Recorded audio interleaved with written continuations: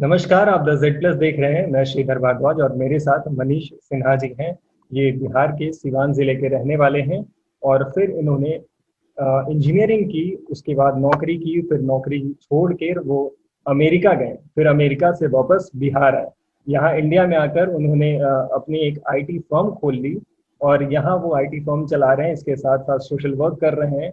Non residents Bihari के लिए एक ऑर्गेनाइजेशन है जिसके साथ वो जुड़े हुए हैं और उसके लिए भी काम कर रहे हैं। तो ये पूरा जो इनका जो सफर रहा है उसके बारे में सबसे पहले हम जानेंगे, और जो बिहार के लिए इनका जो विजन है, ये बाहर नौकरी करने गए फिर छोड़कर बिहार वापस क्यों आए, इन सब चीजों पे हम इनसे बात करेंगे और जानने की कोशिश करेंगे कि आगे बिहार को लेकर इनका क्या प्लान है और पुराने इनके एक्सपीरियंस कैसे रहे। इन सब सारे मुद्दों पे इनसे बात होगी। तो सबसे पहले सर, आपका बहुत बहुत स्वागत है हमारे इस प्रोग्राम में।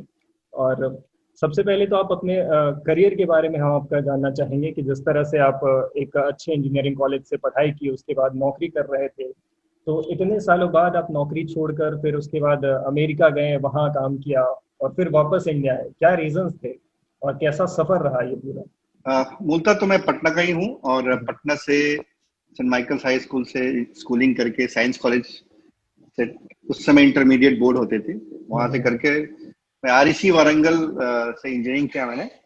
और जो आजकल एनआईटी वारंगल बोलते हैं जिसको। बिल्कुल बिल्कुल। और उसके बाद मुझे कैंपस इंटरव्यू में ही भारत पेट्रोलियम, बड़ी ऑयल कंपनी थी, उसमें मुझे नौकरी मिल गई और मैं वहाँ काम कर रहा था। और काम करते करते मुझे ऐसा लगा कि मुझे और भी कुछ वर्ल्ड एक्सप्लोर करना है, दुनिया देखना है और दुनिया में कैसे कार्य हो रहे हैं, उस सारी चीजों को देखना है, समझना है। तो इन सब चीजों को समझते हुए मैं अमेरिका एमएस करने, मास्टर्स करने चला गया। और ये मेरे जिंदगी का एक मतलब बहुत ही अहम हिस्सा हो गया मेरे लाइफ को। जैसे मेरा लाइफ शेप अप हुआ बाद में, मेरे थॉट्स प्रोसेस जैसे इवॉल्व हुए, वो एक्सपीरियंस एक बहुत ही मेरी लाइफ के लिए बहुत इंपॉर्टेंट हो गया, जहां मैंने दुनिया के हर अधिकतर बड़े बड़े देशों के आए हुए लोगों के साथ काम किया, उनके साथ पढ़ाई की, उनके साथ नौकरी किया। बहुत सारे देशों में मैंने काम किया, उनकर बड़े बड़े प्रोजेक्ट्स पे काम किया। और अंत तक मुझे यही समझ में आया कि हम लोग किसी से कम नहीं है। हम भारतीय हैं, हम बिहारी हैं और हम लोग किसी भी मामले में किसी से कम नहीं है, चाहे वो इंटेलिजेंस हो या कोई भी चीज हो। और मैं इस चीज को बार बार फिर मेरे दिमाग में आने लगा कि आखिर हम लोग वहां क्यों नहीं पहुंच सकते हैं और उसके क्या कारण है। ये सब चीज को मैं सोचते सोचते फिर मैंने सोचा कि मैं वापस जाता हूँ और मेरा जितना एक्सपीरियंस है, जितना मैंने कलेक्ट किया है विजडम, ग्लोबल विजडम, उसको मैं वापस अपने देश में लगा, मैं उसको मतलब अपने देश को कैसे आगे बढ़ा सकता हूँ, मैं उसके बारे में सोचता हूँ। क्योंकि वापस आने के बाद मैं अपना कंपनी स्टार्ट किया, जो कि एक ग्लोबल कंपनी है अभी। और एक बिहार के अंदर काफी social work grass root level पे किया। और जब भी मैं वो आई कैंप्स में जाता हूँ या मैं अपने हेल्थ कैंप्स में जाता हूँ या गांव में रहता हूँ, तो मुझे ऐसा लगने लगा है कि यहाँ पर लोगों के अंदर एक बहुत उत्साह है और लोग करना चाहते हैं बड़ा बड़ा काम, अपना जीवन सुधारना चाहते हैं। और बहुत लास्ट 10 साल में खुद ही मैं गांव जाकर देखता हूँ काफी चेंजेस आया है। तो इसी चीज को प्रमोट करने के लिए मैं और इस चीज को बल देने के लिए मैं यहाँ समय देता हूँ। एक बड़ा सवाल ये है कि जैसे लोग होता है कि शादी होने के बाद लोगों को लगता है कि अब जो लाइफ चल रहा है बस वही चलना चाहिए। ये कितना चैलेंजिंग था कि शादी होने के बाद आपने यहाँ से फिर जाकर अमेरिका पढ़ाई की और फिर उसके बाद आगे का काम किया। तो जब आपकी शादी हो चुकी थी, आपके बच्चे थे, तो कितना चैलेंजिंग था फैमिली में पूरा सब कुछ मैनेज करना? नहीं, ये एक देखिए, जो भी चीज है, मैं कहीं पढ़ा था एक बार, you have mountains in your head. तो जो भी आप चैलेंज समझते हैं ना, वो आपके दिमाग में है। वो आप उसको दिमाग में उसको माउंटेन समझिएगा तो स्केल नहीं कर पाइएगा। अगर आप उसको दिमाग में ही अगर आप उसको मैनेज कर लिए तो कोई भी चीज चैलेंजिंग नहीं होता है। प्रॉब्लम्स आएंगे, आप उसको फेस करेंगे, उसको सॉल्व करेंगे। आप लगातार सोशल वर्क कर रहे हैं बिहार में, पता चला जैसे आई कैंप करते हैं आप, और वहाँ पे सिवान में अपने जो गृह जिला है वहाँ पे, तो इस तरह से आप सोशल वर्क में लगातार लगे हुए हैं, लोगों की मदद करते हैं, तो आप खुद को प्रमोट क्यों नहीं करते हैं? जबकि बाकी लोग, जो बहुत सारे लोग ऐसे होते हैं जो कुछ नहीं तो फोटो क्लिक करवा लेते हैं और खुद को ये करते रहते हैं। जब आप रियली में सोशल वर्क कर रहे हैं तो फिर लोगों के बीच और ज्यादा प्रमोशन होना चाहिए। हाँ, ये बट सोचने वाली विषय है। सबके अपने अपने विचार है। मुझे लगता है अगर रियल काम कर रहे हो तो जिसको फायदा हो रहा है वो समझ रहा है, और रियली में उसको फायदा हो रहा है तो उससे ज्यादा कुछ मुझे उससे ज्यादा प्रमोट करना नहीं चाहिए। बीजेपी के नॉन रेसिडेंट्स बिहार के आप कन्वीनर हैं, तो ये तो आप पहले इस सेल के बारे में थोड़ा बताइए। Non residents of Bihar cell जो है वो क्या है और किस तरह से वर्क करता है, और इसे लेकर जो पीएम का भी हमारा फोकस रहा है, बार बार एनआरआईज को लेकर वो फोकस रहते हैं, तो ये किस तरह से मददगार होंगे बिहार के डेवलपमेंट के लिए, जो नॉन रेसिडेंट्स ऑफ बिहार। तो सबसे पहले मैं ये क्लैरिफाई कर दूं कि मैं को कन्वीनर हूँ non resident Bihari, NRB cell of Bihar BJP. और मैं शुक्रगुजार हूँ हमारे माननीय अध्यक्ष जी का, डॉक्टर संजय जायसवाल जी का, जिन्होंने मुझे ये एक बहुत ही, मतलब मुझे लगता है कि यूजफुल रोल है।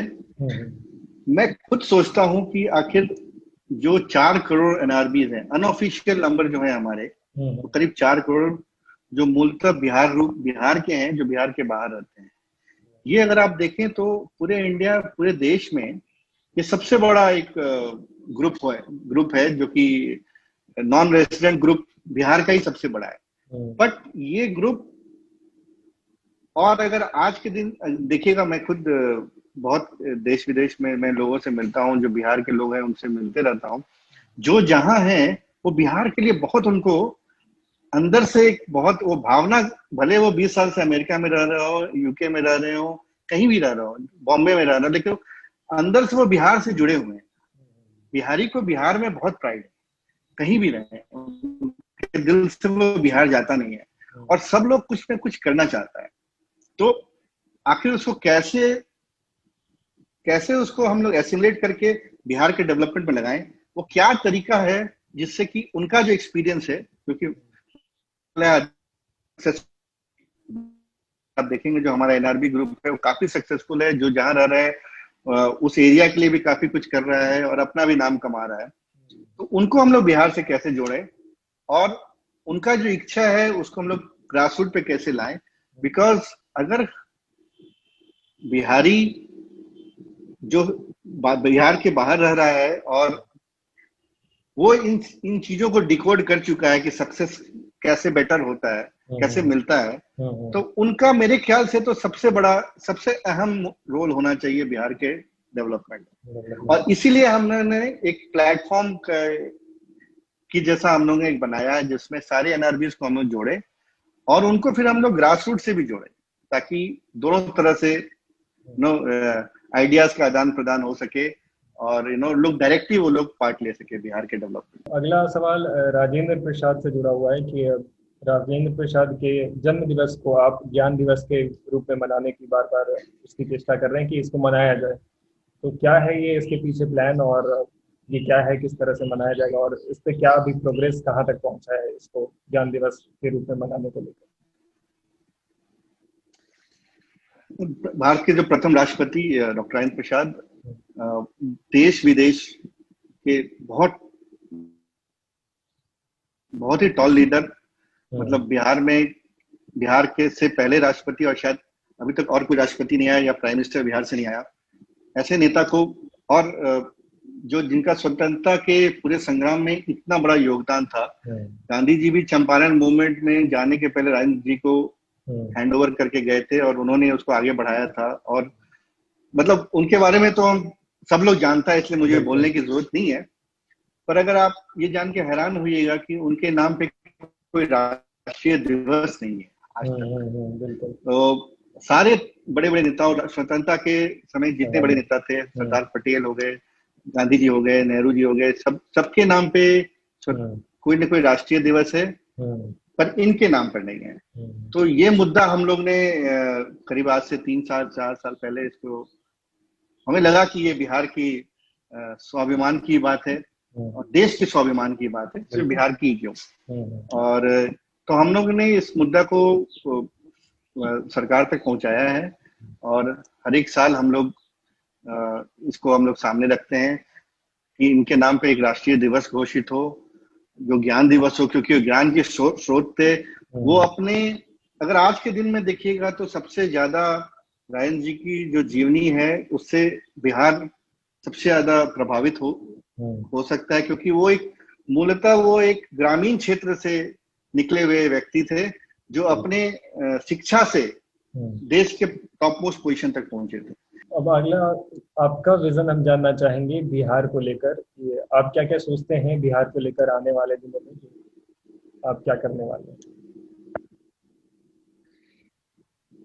आने वाले दिन? देखिए, मुझे बिहार और बिहार के यूथ पे बहुत भरोसा है और मैं 10 साल से तो काफी मतलब ग्रास रूट पे काम कर रहा हूँ, मैं देख रहा हूँ और मैं एक ऑप्टिमिज्म जो होता है वो एक अच्छे लेवल पे है। अभी खाली एक डायरेक्शन और चाहिए और मुझे लगता है अगर हम एनआरबी सेल को, एनआरबी बिहार के नॉन रेजिडेंट बिहारीज को अगर हम लोग ठीक से जोड़ें और एक समाज में भी एक थोड़ा सा सोच में ही बदलाव लाए कि भाई जो सिर्फ पॉलिटिशियंस या सिर्फ पुलिस ऑफिसर्स या आईएएस आईपीएस ही बड़े लोग नहीं हैं, जो इनोवेटर्स हैं, जो छोटे छोटे उद्योग को चला रहे हैं या जो ट्राई कर रहे हैं या फेल कर रहे हैं। कोई बिहार में, पटना में या मुजफ्फरपुर में या कहीं भी छपरा में कोई छोटे जगह में कोई यूथ कुछ ट्राई कर रहा है नया करने का, तो उसको समाज भी अगर सपोर्ट करे तो एक नए हीरोज की भी जरूरत है बिहार को। जो छोटे छोटे जो एमएसएमई सेक्टर के, माइक्रो लेवल के सेक्टर्स के जो लोग हैं, इन लोग को और प्राथमिकता मिले समाज में, इन लोग को इंकरेज किया जाए, बिकॉज अल्टीमेटली यही लोग हैं जो एक आदमी अगर 10 लोग को जॉब देता है और वो अपने जगह पे जो जहां है वहीं पे जॉब मिले, तो मेरे ख्याल से बिहार में रियल बदलाव स्टार्ट होगा। आप डॉक्टर राजेंद्र प्रसाद से काफी प्रभावित नजर आते हैं, तो क्या इस जनरेशन को वो कौन से उनके लाइफ से रिलेटेड चीजें होंगी जो आप कहेंगे कि उनको फॉलो करना चाहिए? सबसे बड़ी बात है उनकी सिंप्लिसिटी और हार्डवर्क, राइट। वो कभी शॉर्टकट्स में बिलीव नहीं करते हैं, वो अपने शिक्षा पे उन्होंने बहुत ध्यान दिया और उनसे ज्यादा प्रेरणा आज के दिन में बिहार में मेरे ख्याल से या देश में, देखिए एक चीज बाकी लोग नहीं समझता है कि उस समय स्वतंत्रता संग्राम की भी जो लड़ाई हुई थी उसमें जितने टॉल लीडर से बड़े बड़े नेता थे वो सब वेस्टर्न एडुकेटेड थे। गांधी जी ले लें या नेहरू ले लें, सब लोग बाहर से पढ़ के आए थे। राजेंद्र बाबू ही एक ऐसे व्यक्ति थे जो कि पूरे अपने भारत के ही एजुकेशन सिस्टम के प्रोडक्ट थे। बिल्कुल बिल्कुल। तो ये एक बहुत बड़ा डिफरेंस है कि आप यहाँ के एजुकेशन सिस्टम में पढ़ाई करके, शिक्षा कर लेके भी आप टॉप पोजीशन पे जा सकते हैं और इतने बड़े नेता हो सकते हैं।